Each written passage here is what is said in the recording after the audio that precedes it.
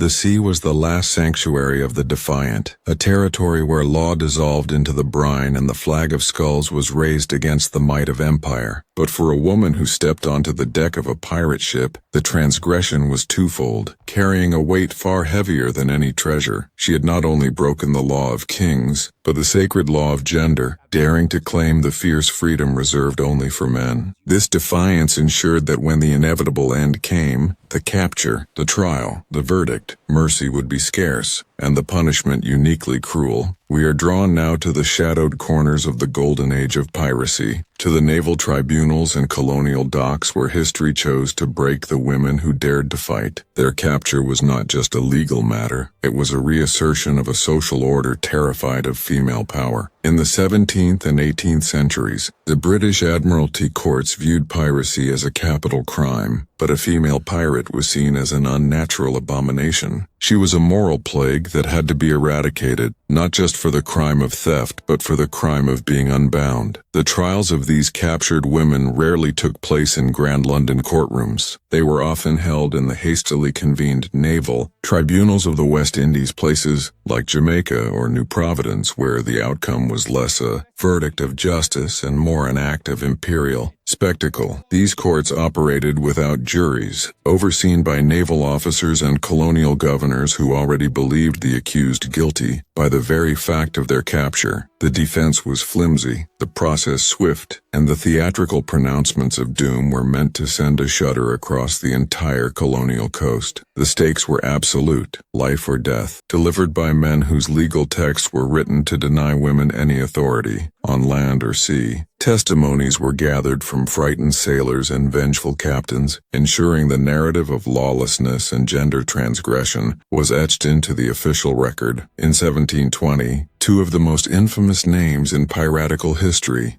Bonny and Mary Red, faced this very tribunal in Spanish Town, Jamaica. The court condemned them, sealing their fate to the gallows. Yet in their final moments they offered a defiance that still echoes. When Bonny's lover, Calico Jack Rackham, faced his sentence, Anne reportedly offered the bitterest of farewells. "Had you fought like a man, you need not have been hanged like a dog." Even facing execution, their spirit remained untamed. Yet their legal fate rested on a desperate plea. They attempted to leverage one of the few legal protections afforded to women in that era, pleading the belly, the claim of pregnancy. This plea bought them time, temporarily staying their execution, but it was a reprieve rarely granted to the lesser-known pirates.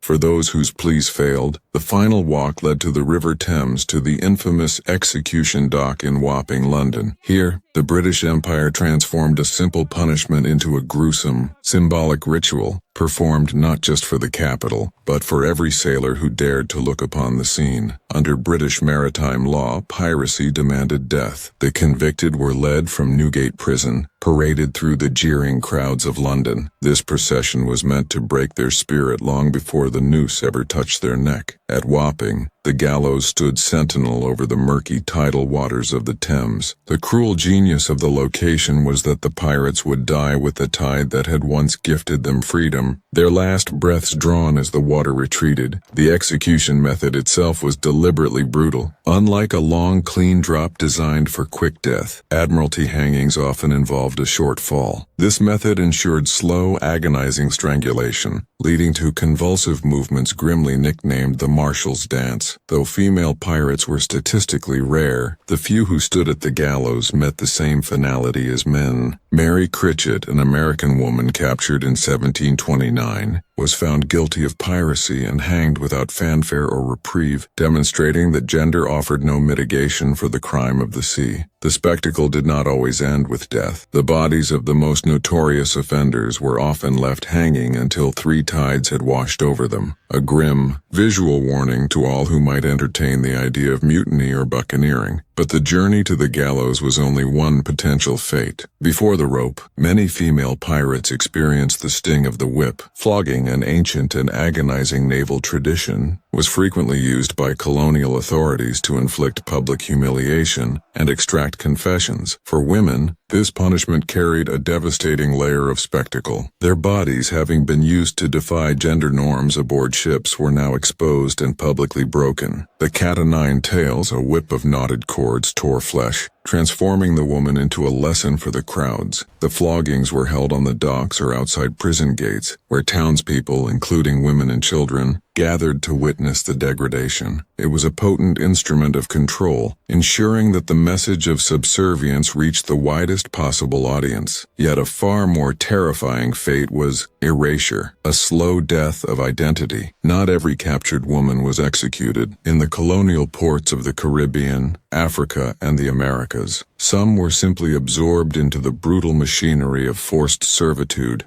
Historians acknowledge that women found aboard pirate ships, especially those of African or indigenous descent, were frequently presumed to be enslaved, regardless of their status as crew. In Spanish and Portuguese colonies, the lines between piracy and servitude blurred entirely. These women disappeared into the colonial system, sold into bondage, absorbed into plantation economies, or forced into concubinage. Their fate was recorded not in trial verdicts but in bills of sale and colonial ledgers, stripped of identity and history. A woman's punishment could also be a silent, slow decay aboard the rotting hulks known as prison ships. These decommissioned warships, moored off the coasts of Britain and the colonies, became floating dungeons for the enemies of the crown. Conditions were horrific, cramped, dark, unventilated holds where disease, typhus, smallpox, dysentery raged unchecked. Women confined on these vessels were doubly vulnerable to starvation, illness, and the unrecorded exploitation and abuse by guards. In these silent, sea-rotted prisons, history did not record executions. It recorded only absence. The women lacked rights, recognition, and often even a mention in official records. Their fate was sealed not by swift execution but by calculated, fatal neglect. The terrible truth of the female pirate's end is that her punishment was never just about justice for theft. It was an instrument of fear, a demonstration of imperial control, and a ferocious reassertion of the established gender order. The maritime world, built on rigid hierarchy and male authority, feared the woman who dared to stand shoulder to shoulder with men, who wielded a pistol or commanded a voice in the chaos of battle. Their fate was designed to make that rebellion impossible for those who followed. Whether they faced the Marshal's dance at execution dock, endured the agony of the lash, or vanished into the silence of colonial servitude, these women were reduced from legends of the sea to terrible lessons in obedience. As we look back upon these stories, echoing from the shadows of forgotten prison ships and the cold stone of naval courts, we are reminded of who history chooses to remember and who it chooses to erase. The tragic fate of the female pirates reveals how deeply society will fight to maintain control, and how high the price is for those who dare to challenge the fundamental boundaries of their age.